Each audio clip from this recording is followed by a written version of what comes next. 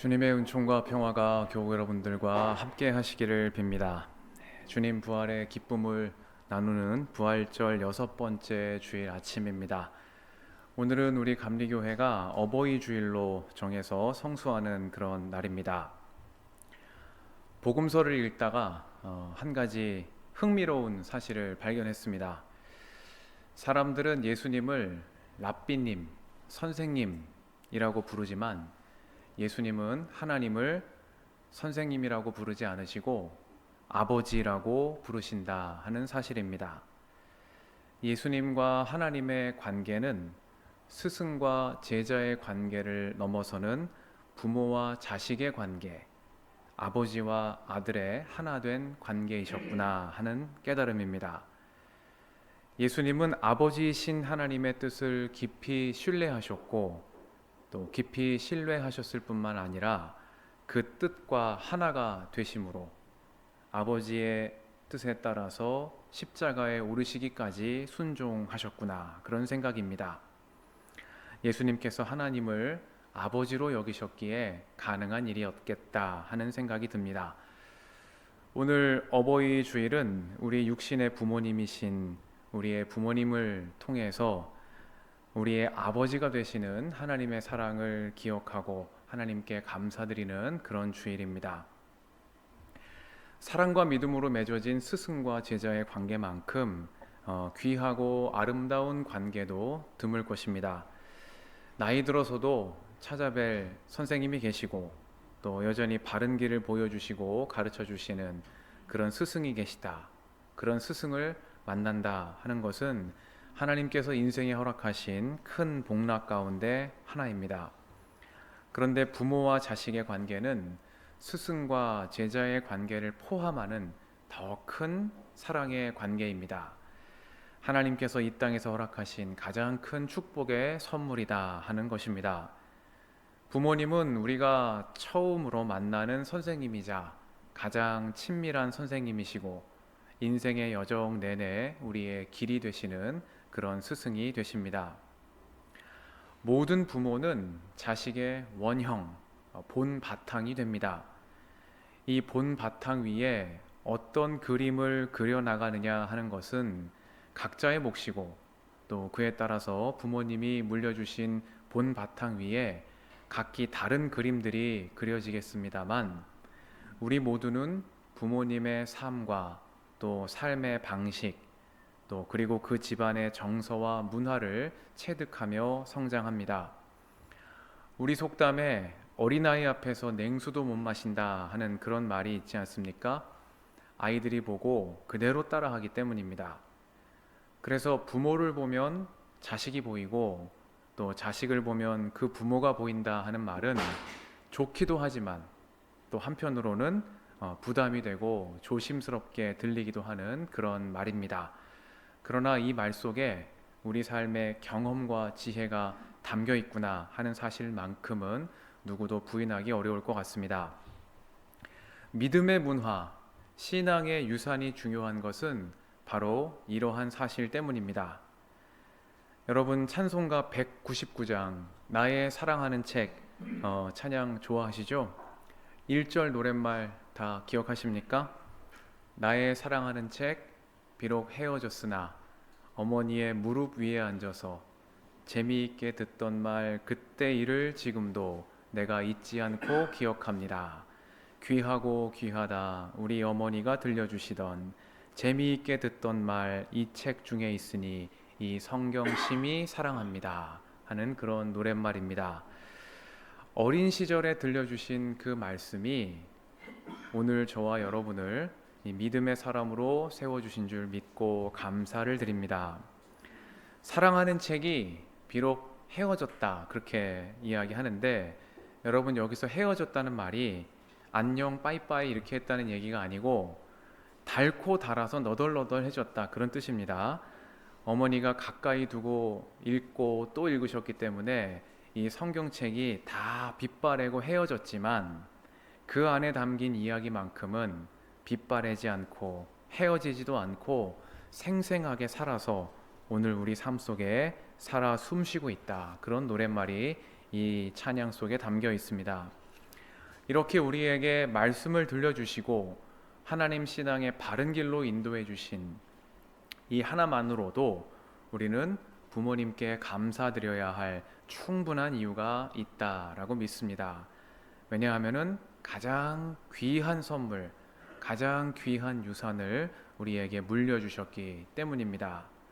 이렇게 진심으로 감사드리고 또 부모님의 은혜를 기억하면서 보답하는 오늘 어버이줄이 되시기를 바라겠습니다.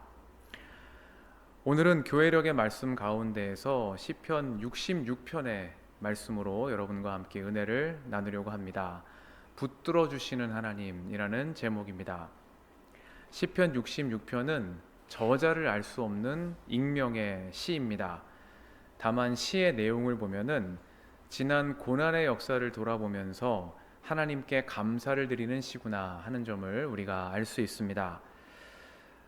그물에 걸린 것 같은 때도 있었고 또 우리 등에 무거운 짐을 지우신 것 같은 그런 고난의 시간들도 있었지만 주님께서 마침내 우리를 건지셔서 모든 것이 풍족한 것으로 이끌어 주셨다. 이렇게 시인은 고백하고 있습니다.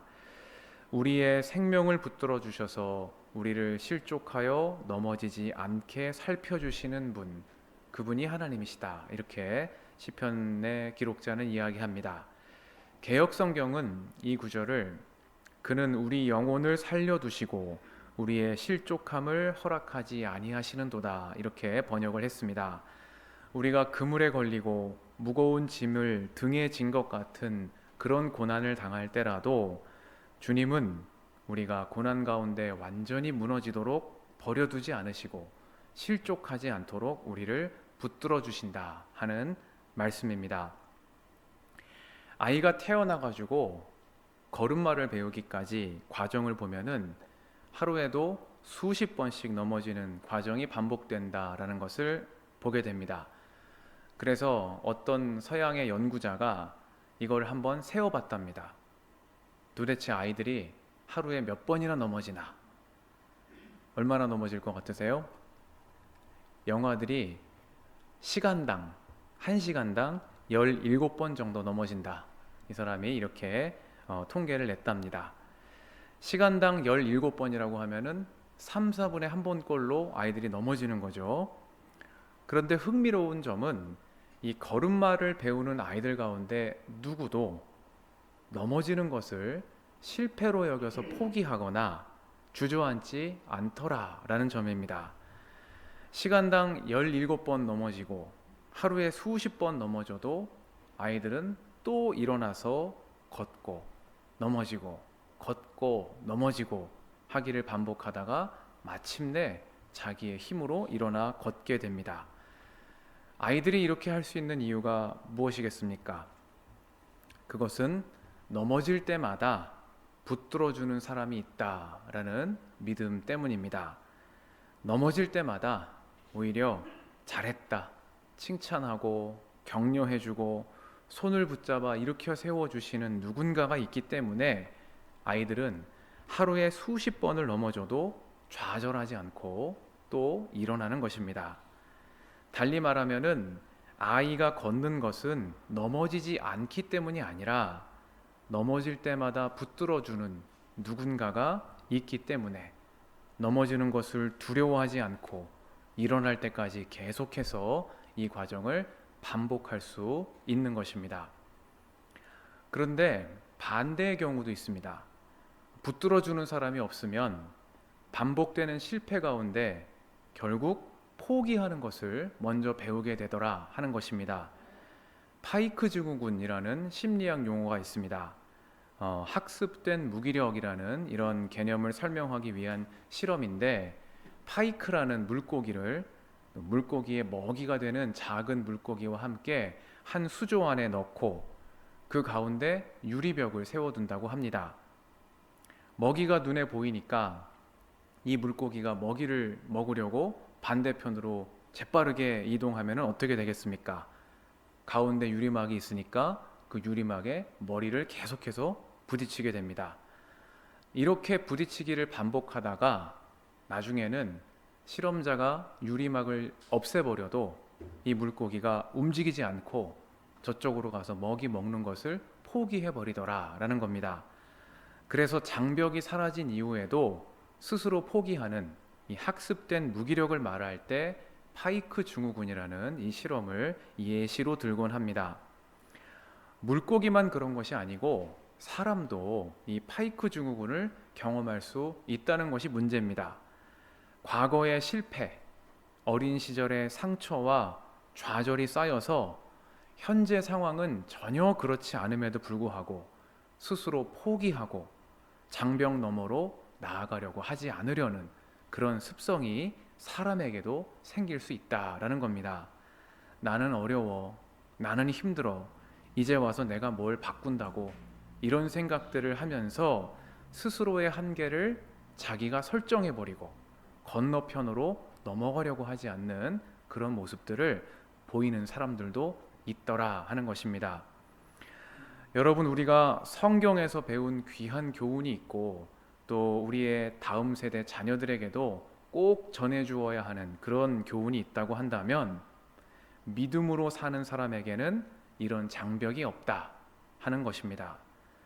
성경은 이런 보이지 않는 장벽을 넘어서 은총의 새날로 약속의 땅으로 나아간 사람들의 이야기입니다. 저기로는 내가 갈 수 없어. 내가 저렇게는 안 되겠지.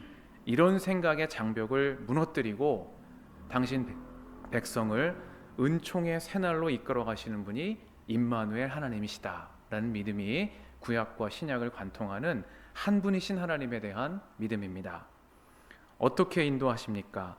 붙들어 주시는 사랑으로 인도하신다 라는 것이 오늘 시편의 주제입니다. 우리의 생명을 붙들어 주시고 우리를 실족하여 넘어지지 않게 살펴주는 분이 계시다. 이런 믿음을 우리가 갖게 하심으로써 스스로 만들어 놓은 한계를 넘어서 주님이 열어주시는 은총의 새날을 향해 나아갈 수 있도록 우리를 붙드시고 이끄시는 분이 바로 하나님이시다 라는 말씀입니다. 신명기 1장에서 모세는 이스라엘 백성에게 이렇게 말합니다. 광야에서도 너희가 당하였거니와 사람이 자기의 아들을 안는 것 같이 너희의 하나님 여호와께서 너희가 걸어온 길에서 너희를 안으사 이곳까지 이르게 하셨느니라. 그렇게 말씀했습니다. 사람이 자기의 아들을 안는 것처럼 하나님께서 우리를 안으셔서 걸어온 길을 인도하셨다. 그렇게 모세가 이야기하고 있는 것입니다. 붙들어 주실 뿐 아니라 아예 안고 오셨다. 이렇게 이야기를 한다라는 점이 놀랍습니다. 여러분, 아이들이 같이 가다가 못 가겠다고 다리 아파가지고 난 더 이상 못 걷겠어요. 그리고 주저앉고 찡찡거리면 여러분 어떡하십니까? 내버려 두고 가십니까? 강하게 키운다고 그러는 부모님들도 계시는데 아마 몇십 미터 못 가서 다시 돌아오실 거예요. 어떻게 하십니까? 알았어 안아줄게 어부바 이러고서 여러분 안고 업고 결국에는 그 아이를 데리고 그 길을 같이 가시지 않습니까? 모세가 그런 이야기를 지금 이스라엘 백성에게 하고 있는 것입니다. 당신 백성이 어렵고 힘들어서 주저앉으려고 할 때 아들을 안는 것 같이 안아서 너희를 여기에 이르게 하셨다. 우리 하나님은 그런 하나님이시다 라는 것을 잊지 말라고 신명기 1장에서 그렇게 이야기를 하고 있다 라는 점을 오늘 우리가 주목해 보아야 하겠습니다. 현 세대가 이 믿음 가운데 잘 살아가고 또 이 귀한 믿음을 다음 세대로 잘 계승하는 것이 가장 귀한 일이고 가장 귀한 선물이 된다라는 것이 성경의 교훈입니다. 물고기 한 마리를 잡아주면 하루를 먹일 수 있지만 물고기 잡는 법을 가르쳐주면 평생을 먹일 수가 있습니다. 하나님을 의지하는 법을 어려서 가르쳐주는 것, 붙들어 주시고 언제나 함께 계시는 하나님이 우리와 함께 계심을 믿고 깨달아 알게 하는 것은 자녀의 평생에 가장 귀한 선물이 되는 것입니다. 물고기 잡는 법을 가르쳐주는 것과 같다 하는 말씀입니다. 한 시간에 17번 넘어져도 다시 일어나서 걷는 그런 아이처럼 인생에서 만나는 도전과 어려움 앞에서도 실패와 좌절 앞에서도 그것을 믿음으로 딛고 일어나서 하나님이 약속하신 복된 새날로 나아갈 수 있도록 승리의 삶으로 이끄는 비결, 이것이 바로 붙들어 주시는 하나님에 대한 믿음을 전하는 데에 있다 하겠습니다. 여러분, 우리가 이런 믿음을 우리의 자녀나 다음 세대나 우리 주변에 전하려고 애쓰다 보면 어떤 선물을 얻게 될까요? 끝으로 그 말씀 드리고 오늘 말씀 맺으려고 합니다. 우리가 이렇게 붙들어 주시는 하나님에 대한 믿음을 전하면요, 자기도 모르는 사이에 이렇게 붙잡아 주시는 하나님과 동행하는 사람이 됩니다.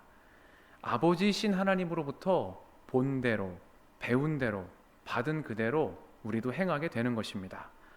그래서 넘어진 사람들, 도움이 필요한 사람들에게 손을 내밀고 그들을 돕는 믿음의 사람으로 살아가게 됩니다. 이렇게 하다 보면은 우리가 돕는 그 손길을 하나님이 다시 붙들어 주시는 그런 은혜를 누리기도 합니다.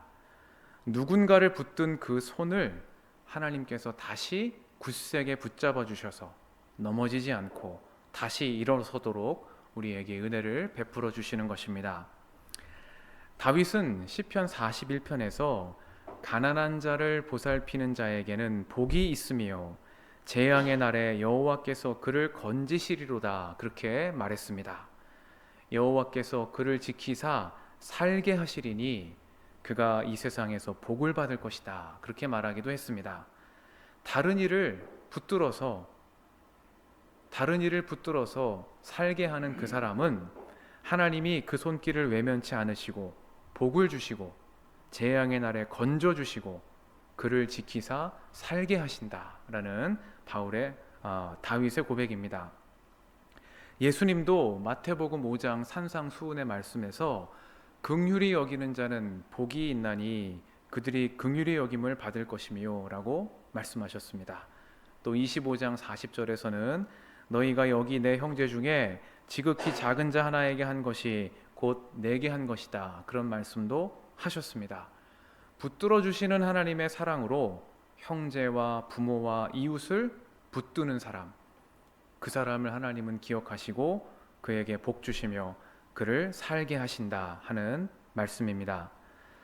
사랑하는 교우 여러분, 오늘 어버이 주일에 우리는 시편 66편의 말씀을 통해서 우리에게 붙들어 주시는 아버지 하나님이 계시다 하는 말씀을 듣고 그 뜻을 새겨보는 시간을 가졌습니다. 하나님이 우리를 붙들어 주셨기에 우리의 오늘이 있습니다. 부모님을 통해서 붙들어 주시고 우리의 형제와 이웃을 통해 붙들어 주시고 무엇보다 믿음의 한 형제된 우리 교우들을 통해서 사랑으로 붙들어 주셔서 오늘 우리가 여기에 있게 하심에 감사드립니다. 이 사랑에 감사하면서 우리도 서로를 사랑으로 붙드는 자들이 되기를 바랍니다. 주님이 붙들어 주신 것처럼 우리도 다른 이들을 붙들어 줌으로써 주님이 주시는 복을 누리고 재앙의 날에 건짐을 받고 우리를 지키사 살게 하시는 은혜를 누리며 살아가는 저와 여러분, 그리고 말씀 안에 하나 되는 형제자매 여러분 되시기를 주님의 이름으로 간절히 축원합니다. 아멘.